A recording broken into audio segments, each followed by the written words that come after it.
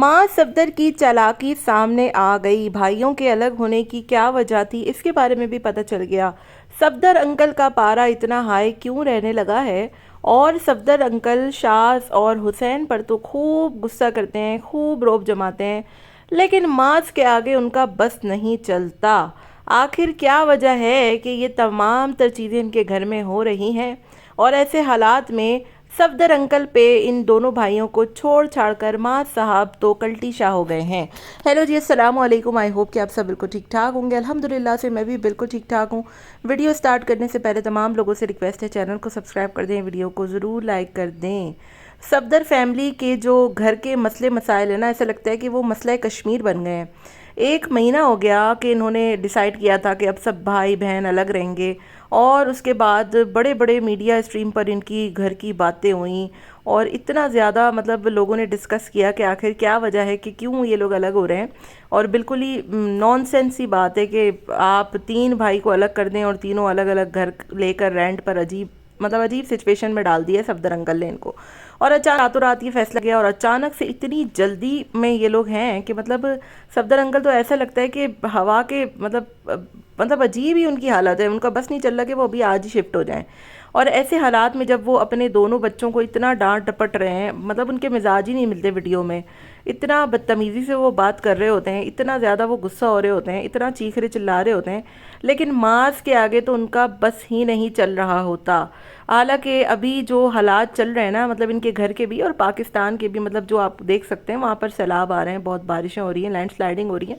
तो ऐसे हालात में, और फिर सबा की तबीयत ख़राब, ऐसे हालात में तो इनको अव्वल तो जाना ही नहीं चाहिए था।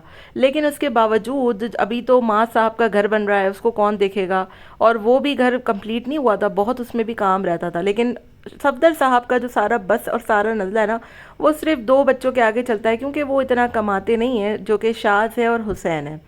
तो ये तमाम तर बातें लोगों ने भी बहुत ज़्यादा नोट की, और पिछले 2-3 व्लॉग से ये भाई इसी पे व्लॉग बना रहे हैं कि अब्बू ने गुस्सा किया, अब्बू ने चपेड़ लगाई, अब्बू ने डांटा। तो हालांकि देखा जाए तो इस वक्त माज ने जो हरकत की है, अगर यही चीज़ शाज ने या हुसैन ने सोचा होता कि हम जाना चाह रहे हैं, तो फिर सफदर अंकल उनको बताते, और फिर मैं देखती हूँ कि वो कैसे जाते।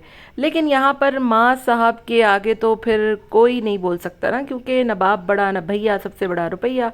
और यही वजह है कि माँ साहब को सफदर साहब कुछ भी नहीं कहते, वो चाहे कुछ भी कर लें। घर बार छोड़ छाड़ कर बहरिया टाउन आने का जो फैसला था वो मास का था, जो कि बहुत ही गलत तरीन साबित हुआ इन लोगों के लिए, इनकी फैमिली के लिए। और बेतहाशा इन लोगों ने जो है वो पैसा भी उड़ाया, हर चीज़ की, लेकिन उसके बावजूद यहाँ पर ये लोग सेटल नहीं हो पाए। अब शाज ने गालिबन 1 हफ्ता हुआ है, उसने घर लिया है किराए पर। हालांकि सफदर अंकल कोई गलत बात नहीं कर रहे, वो बिल्कुल सही कह रहे हैं कि इतने टाइम से तुम किराया फजूल में देते रहोगे, घर का कोई ठिकाना नहीं, घर बन नहीं रहा। तो ये तमाम तर बातें हैं, लेकिन घर तो मास का भी तो बन रहा है ना। अब ऐसे हालात में माँ साहब तो अपने पैसों के बलबूते पर चकमा देकर निकल लिए, और दोनों भाइयों को फंसा दिया। हालांकि वो चाहता तो इधर रहकर दोनों भाइयों की हेल्प भी कर सकता था, उनके काम में उनको सपोर्ट भी कर सकता था, जल्दी जल्दी उनका घर बनाने में उनकी हेल्प भी कर सकता था। और 100 बातों की एक बात, ये तमाम तर बातें होती ना अगर एक बड़ा घर लेकर सारे भाई वहीं पे शिफ्ट हो जाते। लेकिन सफदर अंकल ने असल में ये फ़ैसला किया ही इसलिए है कि अब माँ सफदर के पैसों पर बहुत अय्याशियाँ कर ली सारे भाइयों ने। अब जो है वो सब अपने अपने उल्लू सीधे करें।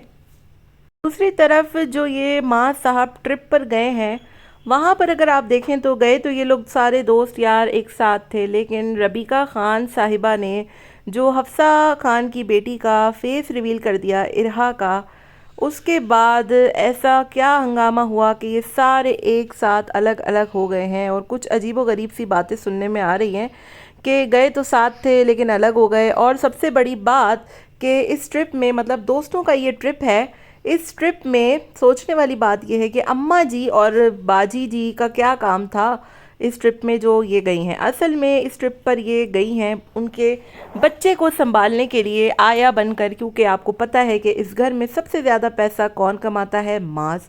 सबसे ज़्यादा किसकी चलती है, मास की। और सबसे ज़्यादा किसको कम टोका जाता है, वो है मास साहब। और किसके आगे बस नहीं चलता इन लोगों का, वो भी है मास साहब। तो मास साहब जो है वो ये पूरा घर चलाते हैं, और उन्हीं की मर्ज़ी से ये सारे भाई अलग हो रहे हैं, कोई इसमें अब्बा वब्बा का फ़ैसला नहीं है, इसमें जो बताया जा रहा है ना कि सफदर अंकल का फ़ैसला है, ये है वो है, ऐसी कोई बात नहीं है। माँ साहब अब खर्चे उठा उठा कर थक चुके हैं इस घर के, और बहुत उन्होंने स्ट्रगल कर ली, बहुत उन्होंने पैसा लुटा लिया, बहुत उन्होंने जो है वो सब कुछ कर लिया। लेकिन अब फाइनली मास को अकल आ गई है कि पैसा लुटा कर मैं अपना ही जो है वो फ्यूचर ख़राब कर रहा हूँ। सब अपना अपना देखेंगे अब, और यही मेन वजह है इनके अलग होने की भी, और यही वजह है ऐसे मौके पर ट्रिप पर निकलने की कि अपनी अहमियत दिखाई जाए कि मेरे बगैर तुम लोग कुछ भी नहीं कर सकते और ना ही कुछ हो। तो ये सारी बातें हैं, और इस पूरी बातों में माँ सफदर की जो चालाकी है वो सबके सामने आ चुकी है। क्योंकि माँ सफदर दिखने में तो बहुत ज़्यादा जो है वो बनते हैं मैच्योर, और बहुत घर को जोड़ने वाले, एक दूसरे से प्यार मोहब्बत करने वाले। लेकिन अब ऐसी सिचुएशन में अब आप सोचिए ना कि जब आपके भाई जो है वो घर बना रहे हैं अपना अपना, पहला उनका एक्सपीरियंस है, आप तो चलो करवाते रहते हैं, लेकिन उनका एक्सपीरियंस पहला है, उनको नहीं पता कुछ भी, और फिर सामान शिफ्टिंग वगैरह वगैरह। तो ये सारी बातें हैं, यही वजह थी कि इस मौके पर अपनी अहमियत दिखाई जाए और दोनों भाइयों को बताया जाए कि मेरे आगे तुम लोगों की कोई भी जो है वो नहीं चलने वाली। और अब्बा जी जो हैं वो अब्बा हुजूर, अब्बा अंकल, सफदर अंकल, वो सिर्फ मास के आगे खामोश रहते हैं और मास ही की सुनते हैं। क्योंकि पैसा जो है ना, पैसा वो बहुत बड़ी चीज़ है।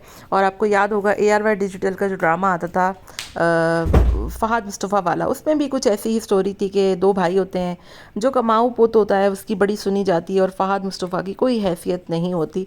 तो मुझे तो इनके घर में यही फुल स्टोरी लगती है। आपका इस बारे में क्या ख्याल है, मुझे कमेंट में ज़रूर बताइएगा। मिलते हैं नेक्स्ट वीडियो में। Till then take care, tata bye bye, अल्लाह हाफ़िज़।